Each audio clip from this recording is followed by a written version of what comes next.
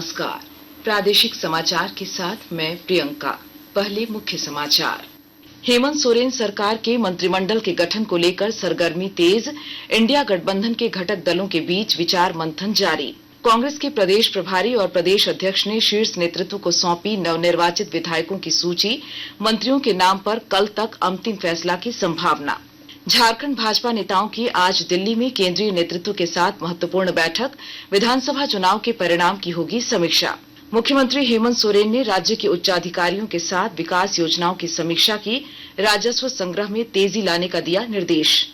और मौसम विभाग ने 5 दिसंबर के बाद राज्य में कड़ाके की ठंड पड़ने का जताया पूर्वानुमान। तापमान में आएगी 5 डिग्री सेल्सियस तक की गिरावट।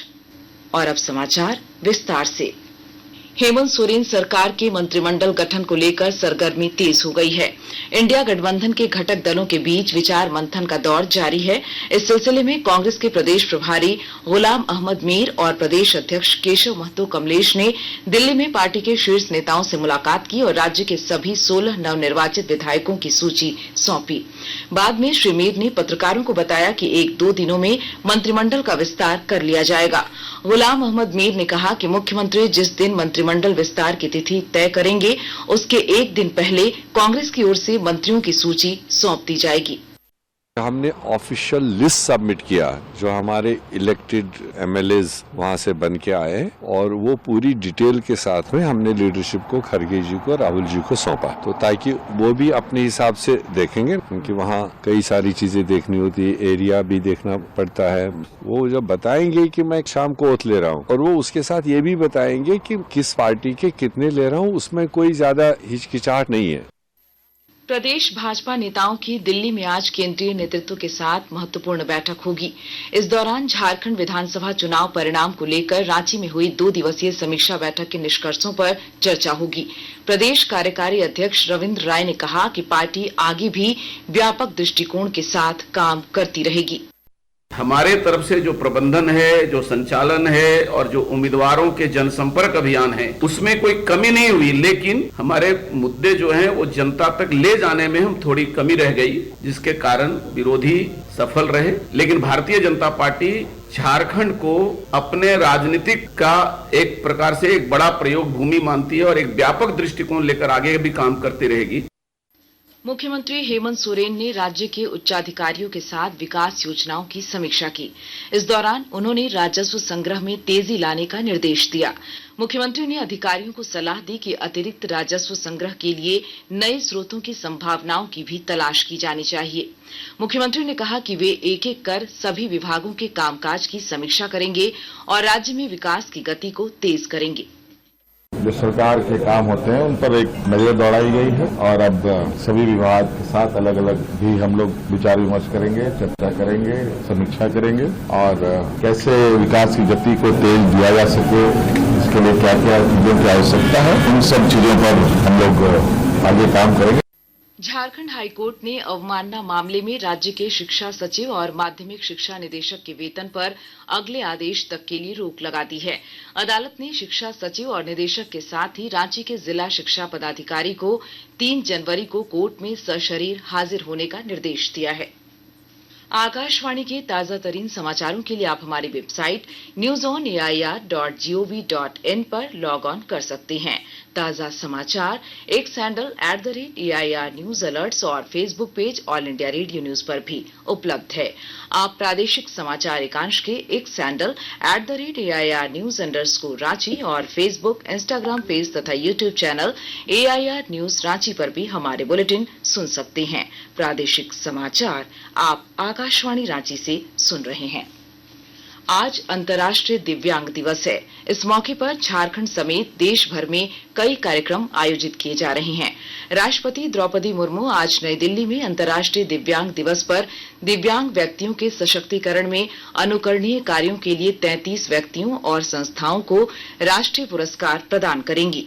इस अवसर पर सामाजिक न्याय और अधिकारिता मंत्री डॉक्टर वीरेंद्र कुमार दिव्यांग जनों का जीवन सुगम बनाने की 16 परिवर्तनकारी पहल की घोषणा करेंगे। लगभग 2000 पूर्व सैनिकों को एनसीसी कैडेट्स को प्रशिक्षण देने के लिए अकादमियों में नियुक्त किया जाएगा। आकाशवाणी समाचार को दिए गए साक्षात्कार में राष्ट्रीय कैडेट कोर के महानिदेशक लेफ्टिनेंट जनरल गुरबीर पाल सिंह ने कहा कि अग्निवीर योजना में एनसीसी कैडेट उत्साह से भाग ले रहे हैं। एनसीसी कैडेट्स बढ़ चढ़कर अग्निवीर के अंदर हिस्सा ले रहे हैं। हमारे एक तरह से अग्निवीर के लिए हम एनसीसी कैडेट्स जो कि फौज में आना चाहे उसको हम एनसीसी से हम उनको ट्रेनिंग देते हैं ताकि वो जब ट्रेनिंग के लिए जाए तो एक तरह से सेमी ट्रेन्ड। तो जैसे मैंने बोला 10,000 लोग हमारे फौज में आते हैं, मेजोरिटी अग्निवीर में है। और दूसरी बात क्या है, अग्निवीर से जो कैडेट 5 साल के बाद कोई दूसरा अपना करियर चुनना चाहे वो उसके पास ऑप्शन रहती है। धनबाद जिले में जल स्रोतों को अतिक्रमण मुक्त करने के लिए जिला प्रशासन की ओर से अभियान तेज कर दिया गया है और जानकारी दे रहे हैं हमारे संवाददाता। धनबाद जिले के विभिन्न नदी, तालाब, नाला सहित अन्य जल स्रोतों की भूमि पर किए गए अतिक्रमण को चिन्हित कर उसे शीघ्र हटाने की कार्रवाई की जाएगी। उप विकास आयुक्त सादात अनवर ने बताया कि नगर विकास एवं आवास विभाग के निर्देशानुसार जल स्रोतों के आसपास अतिक्रमण हटाने एवं प्रदूषण को रोकने के लिए शहरी क्षेत्र के सभी जल स्रोतों का उसके मूल नक्शे के आधार पर आकार चिन्हित किया जाएगा। इसके बाद जल स्रोतों की भूमि तथा इसके आसपास की सरकारी भूमि पर किए गए अतिक्रमण और अवैध निर्माण को भी चिन्हित कर नियमानुसार अतिक्रमण को शीघ्र हटाने की कार्रवाई की जाएगी। दीपक, आकाशवाणी समाचार, धनबाद। मौसम विभाग ने 5 दिसंबर के बाद राज्य में कड़ाके की ठंड पड़ने का पूर्वानुमान जताया है। विभाग के निदेशक अभिषेक आनंद ने बताया कि इस दौरान तापमान में 3 से 5 डिग्री सेल्सियस तक की गिरावट दर्ज की जाएगी। उन्होंने कहा कि तापमान में गिरावट आने से ठंड बढ़ेगी और सुबह शाम ठंडी हवा चलने की भी संभावना है। सिस्टम का जो असर है कुल मिला के 3-4 तारीख तक थोड़ा सा असर देखने को मिलेगा, जिसके कारण से झारखंड में जो ठंडा है वो 3-4 तारीख तक बढ़ता हुआ नहीं दिखे। 5 तारीख से ये सिस्टम का पूरा असर खत्म हो जाएगा और पश्चिमी विक्षोभ उत्तरी भारत में सक्रिय होगा, तो जिसके कारण से 5 तारीख से झारखंड में फिर से एक बार ठंडा बढ़ता हुआ दिखेगा। रांची के उपायुक्त मंजूनाथ भजंत्री ने जन शिकायतों के निवारण के लिए एक व्हाट्सएप नंबर जारी किया। यह नंबर 9430328080 है। रांची के उपायुक्त ने कहा कि इस पहल के जरिए जन समस्याओं पर जिला प्रशासन की नजर रहेगी। इससे समस्याओं का त्वरित निष्पादन में मदद मिलेगी। हजारीबाग में अज्ञात अपराधियों ने कटकमदाग प्रखंड प्रमुख कुमारी विनीता के पति उदय साव की गोली मारकर हत्या कर दी। अपराधियों ने इस घटना को शहर के झील परिसर पास अंजाम दिया। पुलिस अधीक्षक ने कहा कि अपराधियों की धरपकड़ के लिए पूरे शहर में पेट्रोलिंग तेज कर दी गई है। और आइए अब सुनते हैं अखबारों की सुर्खियां। रांची से प्रकाशित सभी प्रमुख अखबारों ने हेमंत सरकार की मंत्रिमंडल विस्तार को लेकर चल रही कवायद की खबर को प्रमुखता से प्रकाशित किया है। दैनिक भास्कर ने लिखा है 2 दिनों में होगा हेमंत सोरेन मंत्रिमंडल का विस्तार। दैनिक जागरण लिखता है कांग्रेस से सूची मिली तो 5 को हो सकता है मंत्रिमंडल विस्तार। हिंदुस्तान ने मुख्यमंत्री हेमंत सोरेन के राजस्व संग्रह बढ़ाने के लिए की गई उच्च स्तरीय बैठक की खबर को सुर्खी बनाई है। प्रभात खबर के शब्द हैं ममता अड़ी, कहा बाहर नहीं जाएगा आलू, झारखंड में 2 से 5 रुपए दाम बढ़े। रांची एक्सप्रेस की सुर्खी है स्पीकर के साथ सर्वदलीय बैठक के बाद संसद में गतिरोध खत्म। अंग्रेजी अखबार द टाइम्स ऑफ इंडिया और हिंदुस्तान टाइम्स ने भी पक्ष विपक्ष के बीच संसद में गतिरोध खत्म करने पर सहमति बनने की खबर को प्रमुखता से प्रकाशित किया है। और अब अंत में मुख्य समाचार एक बार फिर। हेमंत सोरेन सरकार के मंत्रिमंडल के गठन को लेकर सरगर्मी तेज, इंडिया गठबंधन के घटक दलों के बीच विचार मंथन जारी। कांग्रेस के प्रदेश प्रभारी और प्रदेश अध्यक्ष ने शीर्ष नेतृत्व को सौंपी नवनिर्वाचित विधायकों की सूची, मंत्रियों के नाम पर कल तक अंतिम फैसला की संभावना। झारखंड भाजपा नेताओं की आज दिल्ली में केंद्रीय नेतृत्व के साथ महत्वपूर्ण बैठक, विधानसभा चुनाव के परिणाम की होगी समीक्षा।